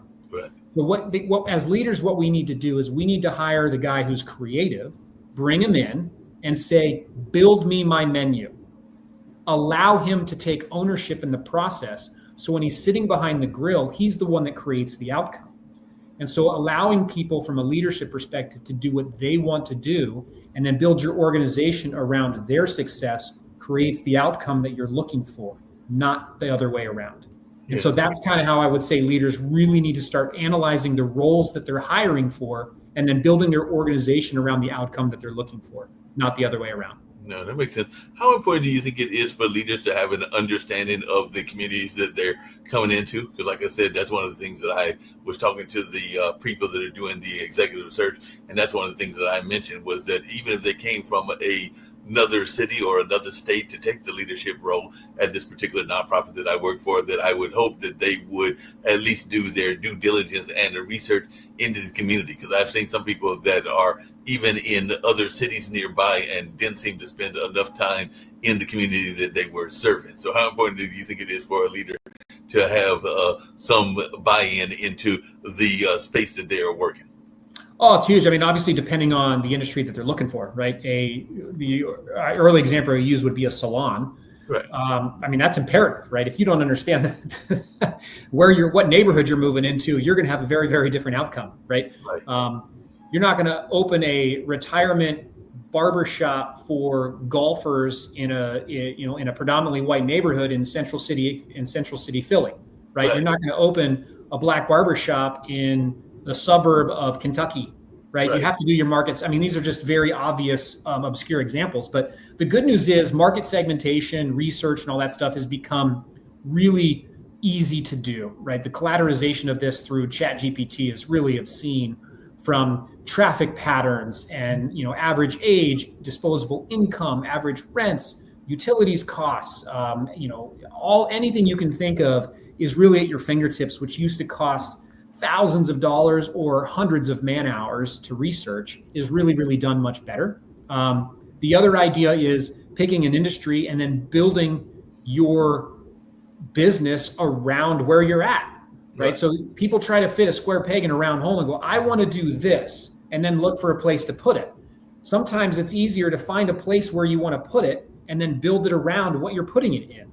So it just depends on what you're trying to achieve and going in with that kind of I guess the question I would ask you about that is, because I've always been a big fan of knowing the players. Like I said, I'm in the arts field and been in the arts field for decades here in Durham and all along those lines. And there are a number of people that are fellow players in the game, whether that's people that work for Parks and Rec, whether that's people that work for other theaters, whether that's people that work for other things as well. So that's kind of what I meant with it. Somebody, I'm not saying that somebody from Arizona couldn't take the job and couldn't be effective, or somebody from New York couldn't take the job but be effective, but they would need to know the players. And I would see the same thing even for, like I mentioned, I lived not that far from Duke University, and I would think, I don't know this because I have a couple of doctor friends, but not a lot of doctor friends, but I would think that a doctor that was coming into Duke University or coming to UNC hospital and everything would want to know what some of the other doctors, particularly in their specialty, are that are in the area already and everything like that, because you might want to know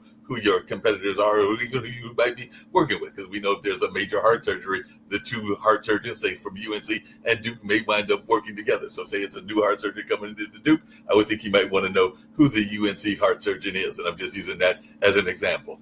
1,000%. Yeah. And you touched on it at the beginning, right? You are really big and understand the benefit of the networking aspect of it. Right. And yeah, so understanding the players from that perspective. Yes. Now I understand what you're saying, which is, to think that you're going to go into business and not have people in your corner in all aspects of industry, whatever you're trying to accomplish, it's just not going to happen. You cannot achieve success in this world right now with how fast things are moving without support systems around you and people to call for suggestions.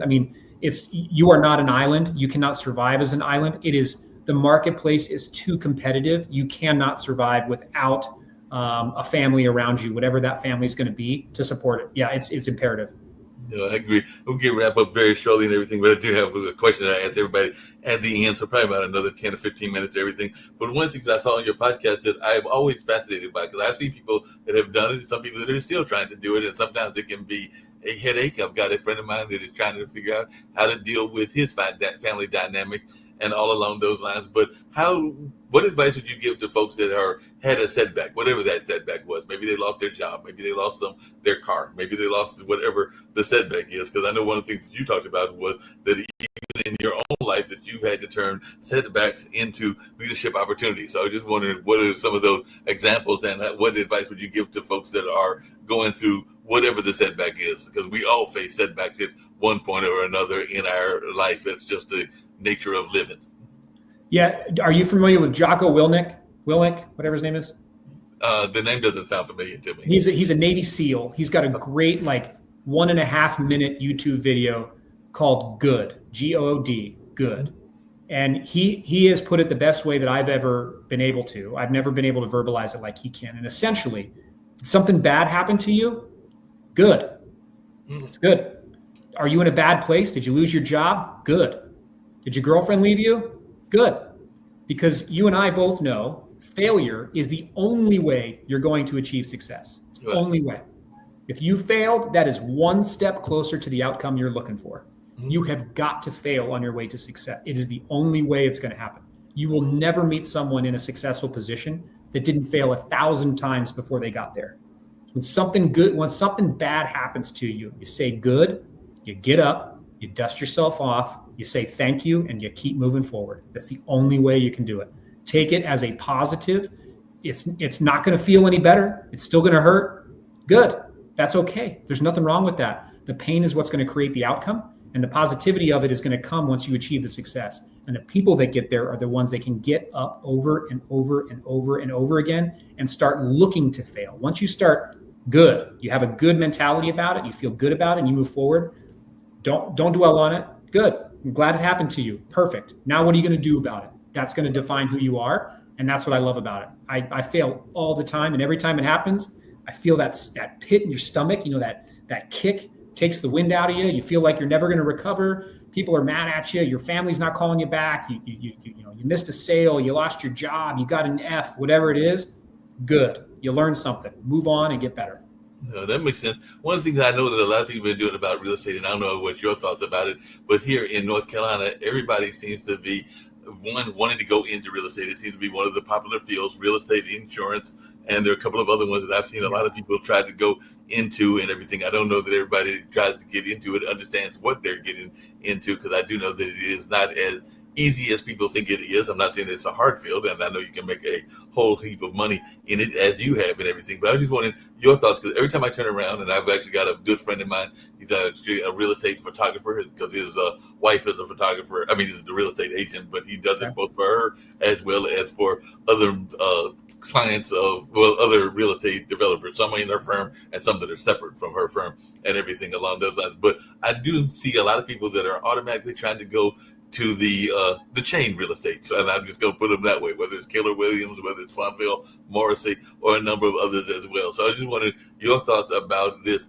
notion of real estate as an instant way for wealth, because I can tell you that I've had quite a few of my friends say, I'm going to take a real estate course. I'm going to go make a whole heap of money as a real estate agent. And I know that it is not as easy. Don't get me wrong, because I know you made a lot of money, but I'm saying that I'm not knocking and saying that they can't make money. But I do sometimes think that people are maybe going into it with the wrong mindset. That's just my opinion and everything. But I just wanted your take on this notion that everybody can get rich and everybody needs to join one of these chain real estate agencies. So. Yeah, I mean, you can make money doing anything you want. It's a matter of what you apply yourself to. Real estate's no different. I think where the kind of the appeal comes from is a lot of times, we grandiose this thing. I mean, we're salesmen, right? So on social media and video clips and stuff, you're going to see people highlighting the highlight reels of what real estate is. No one's going to show you the grind, right? You don't want to follow me around for a day, because it will teach you to never get involved in real estate, right? My day starts at 4 a.m. You're not going to want to sit down and make phone calls and get hung up on. You're not going to want to door knock, sit open houses, talk to people that don't want to talk to you, right? It's an absolute grind. And typically people just aren't willing to put in the work. They see the highlight reel of success on whatever platform they're seeing it on, and they think that they can do it. The other side is, it's a low barrier to entry. Right? It's a 2-week school. You take it on the weekends. Anyone can do it. High school education, as long as you don't have a felony, there's your diploma or your degree, full certification, you're off and running.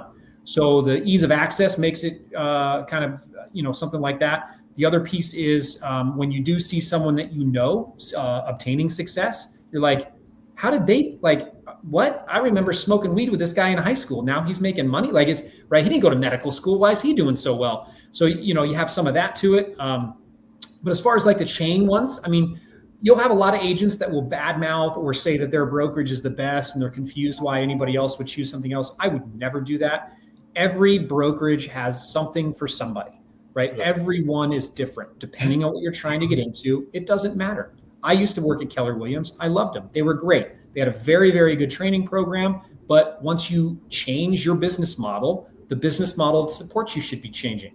Right. So you just move around. It's a fact of life. No different than when you switch jobs. One job may mature, it may not. I mean, it's just, there is no better one than another. It's just whatever it is you're looking to achieve, you have to apply what you want your outcome to be to the brokerage that's going to support you. So there's no better one. But yeah, that's to say that it's the other stereotype that you hear people say and everything along those lines, and I'm not saying it's a true stereotype, but it is one that is played out a lot in the social media and the TV media and everything, which is that this notion that you've got to be a athletic looking guy or a model looking woman in order to be a real estate agent, and that you can't have a gruff beard or anything along those lines. But I've seen some real estate agents, because even when we were looking at real estate in Florida, when I was living there, and Mom was looking at Hogeland Barkalow, I believe was his name, was a real estate agent, and he had a beard even gruffier than mine and everything, but he was one of their top sales agents and was selling a lot of property on those beachfronts of around Boca Raton, Delray Beach,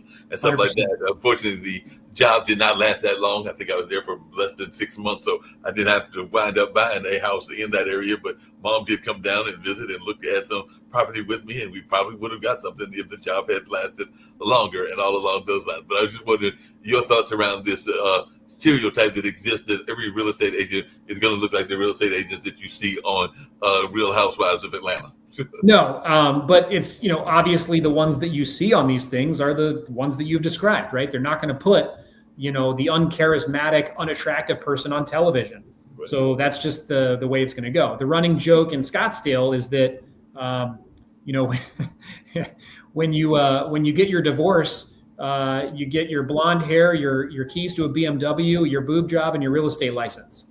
And that's just kind of that's just what it is. So no, I know very, very successful real estate agents that have nothing to do with that. It's not that at all. There's 3 keys to success in any business. They have to know you, they have to like you, and they have to trust you. Right. You have those 3 things, you're going to do just fine. And how you look is not one of them. I would certainly say present yourself consistently. That's just been my ploy from the beginning, is respect the position that you're in. I am helping people with the biggest purchases of their life. So I put on a uniform that I think represents what I am carrying into the meeting. Some people don't do that. They show up in flip-flops. I think that's disrespectful.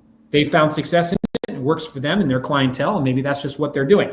I don't agree with that. I think you should respect the position that you're in and dress accordingly. But that has nothing to do with your physique or how you look, right? You can put on a nice set of clothes and shower and do your hair and look great and respect everything that you're doing. So, but no, that's your analysis of the reputation is probably more associated with what's on TV, because that's what goes on TV. But certainly not a requirement, and maybe even detrimental to some extent, because sometimes people don't want to work with that. They have no interest in trusting that to somebody who they think is just there for the look, right? That's not what they're trying to do. So, no, don't let that discourage you.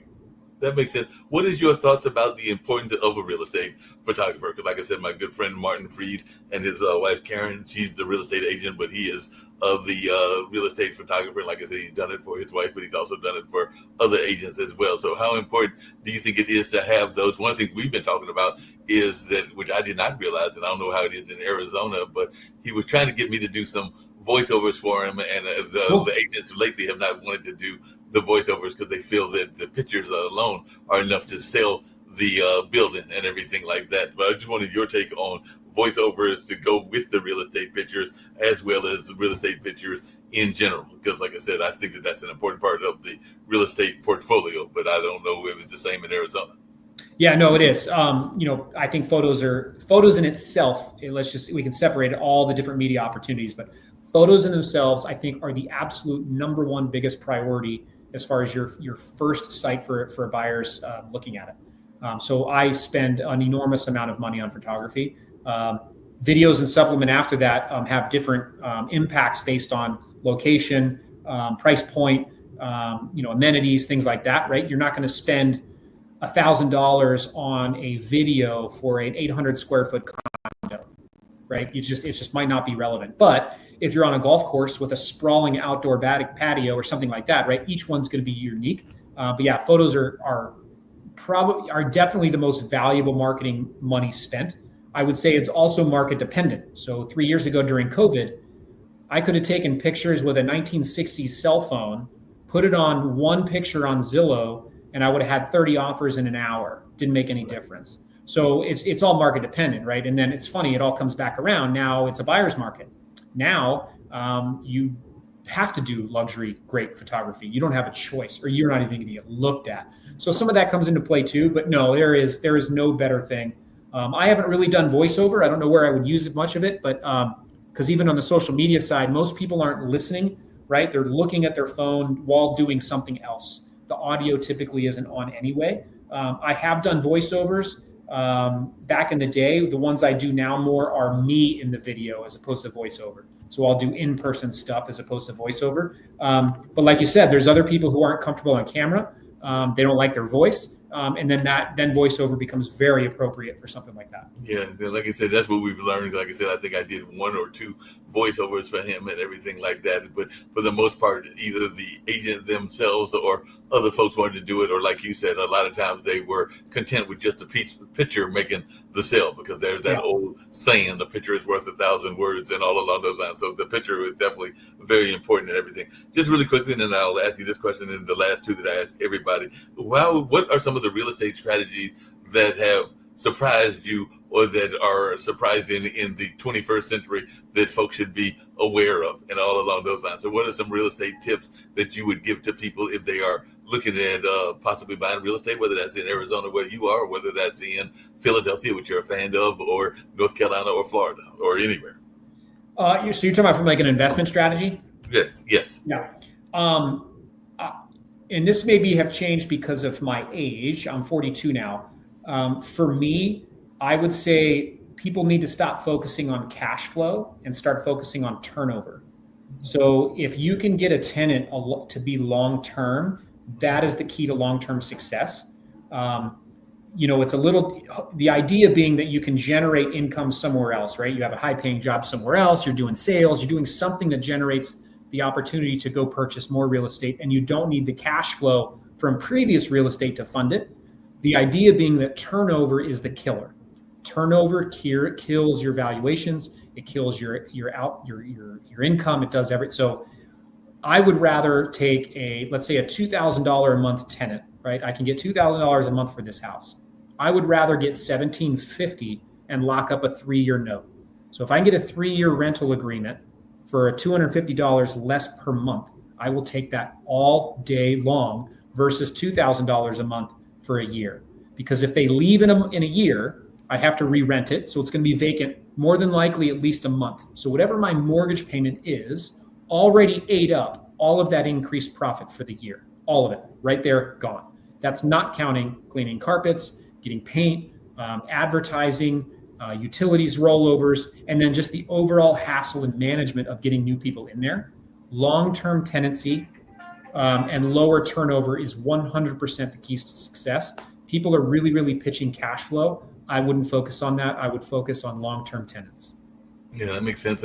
Great advice and everything like that. I said that was the last question. I lied. What other question? But it has nothing to do with real estate or firework and all on those lines. What is a hobby or an interest that you got that people would be surprised about? You mentioned your daughter that was into jiu-jitsu and everything like that. So what is something that if folks knew this or they're watching this podcast, they're going to be like, I didn't know that he did that. You mentioned boxing earlier, and I assume you're still doing boxing, but is there any other hobbies that you either contemplated doing? Like I knew there was a time I was contemplating doing whitewater rafting because I had a friend who passed away. She's a little bit older and everything, and she was writing a book with whitewater rafting was a focus of and everything like that. So I was like, that looked like that would be cool to do. I have another friend that I think has skydived several times and everything, and I'm going like, nope, that's okay. Me and plane have the purpose is to get me from point A to point B, not for me to fall out of it and everything. But that's just my opinion on skydiving and everything like that. But I just wondered, what's a hobby you've got that folks might be surprised by?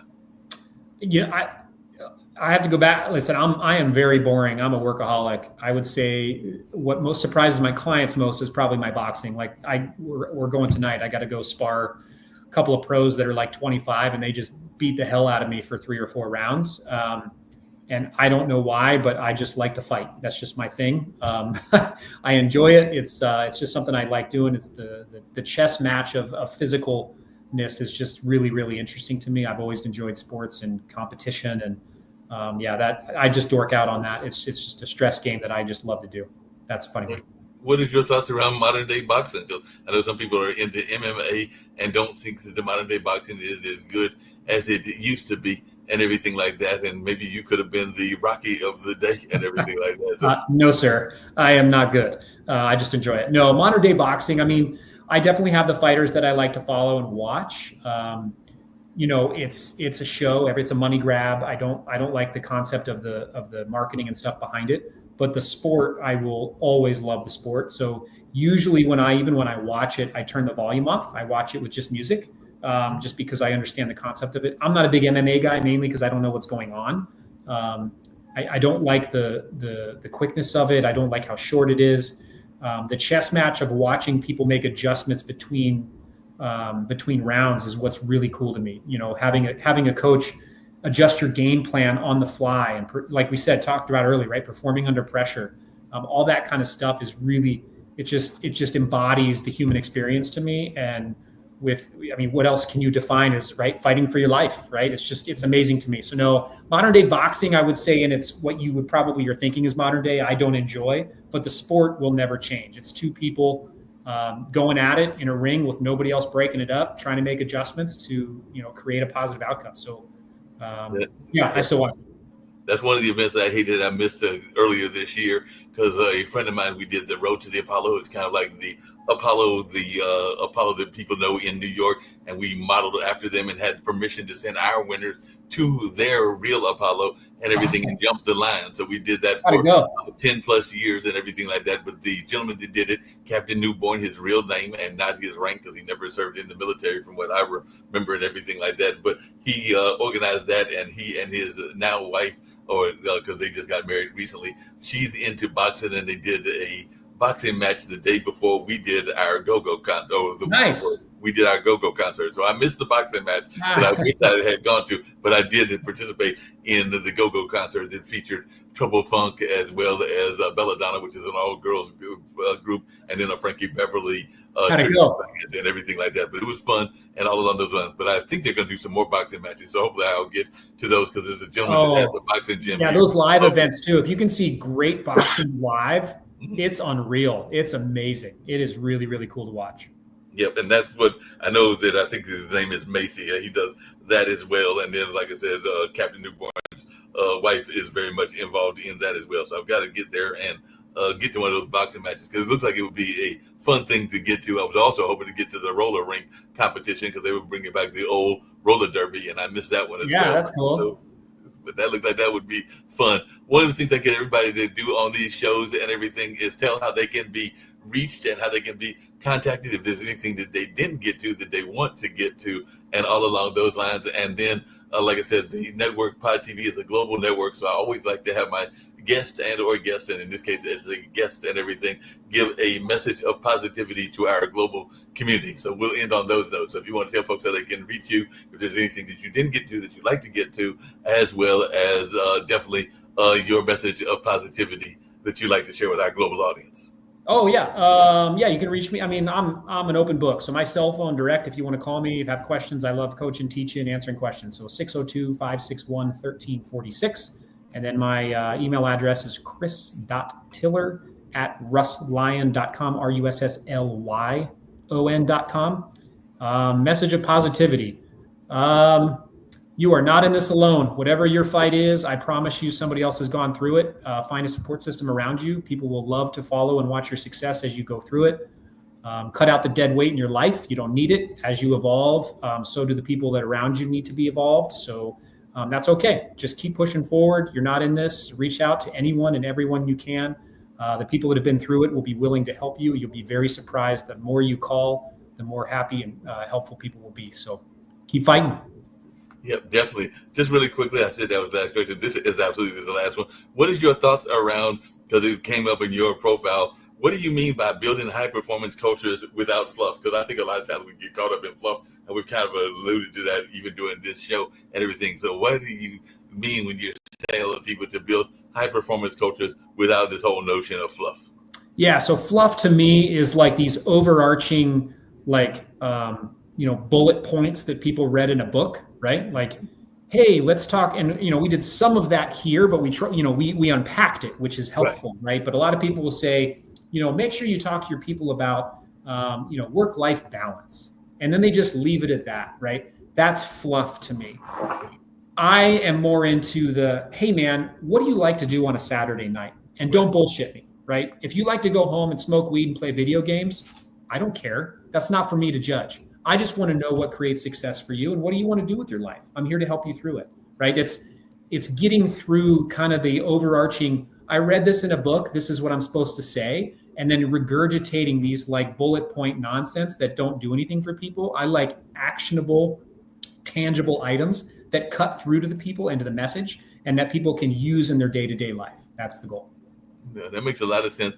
What is your thoughts around education? Because these last PSAs that I'm going to play are around teachers and education. There was a group of folks, I believe they were in Oklahoma, that honored not just the teachers, but the support staff as well, whether that was the guidance counselor, whether that was the janitor, whether that was the whoever, and all along those lines. So I'm going to play that as well as a announcement about, or a short poem about the importance of teachers and coaches and everything like that. So just if you want to comment on that, and then I'll play these two outgoing PSAs that touch on that as well. But how important were your teachers to you and your coaches, as well as the importance of the support staff behind them when you were in school? Yeah, teachers have, now that my kids are in school, that has got to be one of the most difficult jobs I have seen people try to undertake. My mom was a teacher for 30 years, so I saw her go through this. Teachers, listen, you got it tough. No one feels bad for you. People drop their kids off and expect you to raise them in a way that it's just too much for you to handle a lot of times. I mean, there's 25 first graders in my kid's class. To expect her to come home and be proficient in whatever it is they're trying to learn is just not, I think, a recipe for success. I certainly don't hold my teachers fully accountable for that. I have to, to own that as a parent. I think that's part of my role and responsibility. Not all parents feel that way, nor do they have the time and resources. So I'm amenable to that. I would say for teachers, listen, be humble about what you're able to accomplish, right? Don't have fear in explaining to people why you're unable to do certain things or why certain things are going to be too difficult to overcome. Explain the challenges that you're dealing with in a way that creates buy-in from parents, right? You have parents in your class who are willing to do things for you. I believe that. Even if I grew up in a trailer park. Listen, it was rough, right? A lot of my teachers didn't care. They just didn't. They were there for a paycheck, and that's just what it was. I mean, I can't tell you how many times I've been told, you're not going to amount to anything. You're just a troublemaker. You're the class clown. You're just going to be like this, or you're going to be like that. And that was, ironically enough, some of the most motivation that I needed.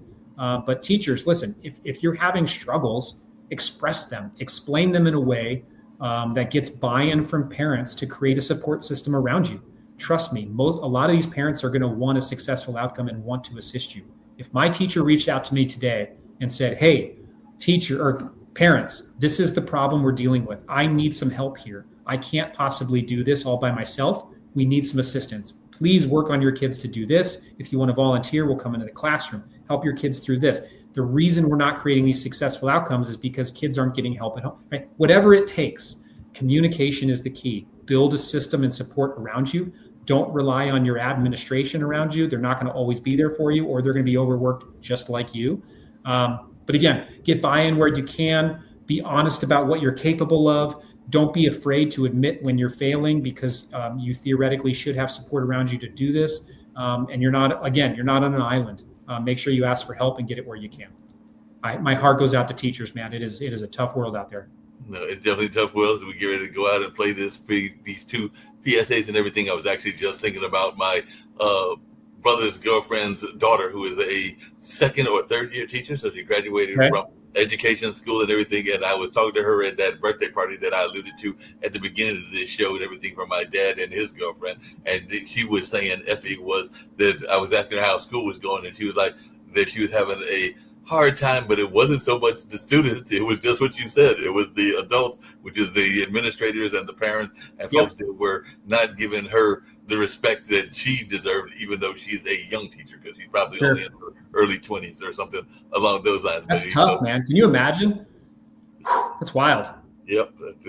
Not that much older than the students themselves. And then you got parents that are probably much older than her and everything. And they're over there trying to not give her the respect that she deserves. And then she was also saying that the administrators and other people in the adult field were not giving her the respect as well. So yeah, I can only imagine what it would be like as a young teacher, because like I said, she just graduated from college, I want to say 2 or 3 years ago, so she can't be more than 23 or 24. Oh, she's young. Yeah.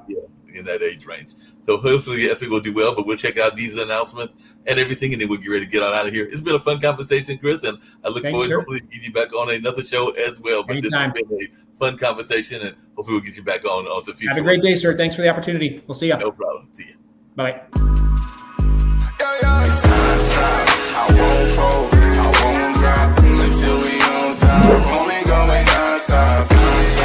I won't fold, I won't drop until we on top. Only going non-stop. I want to thank everyone for coming to the 2020 TAF Awards. This was a show like no other, people.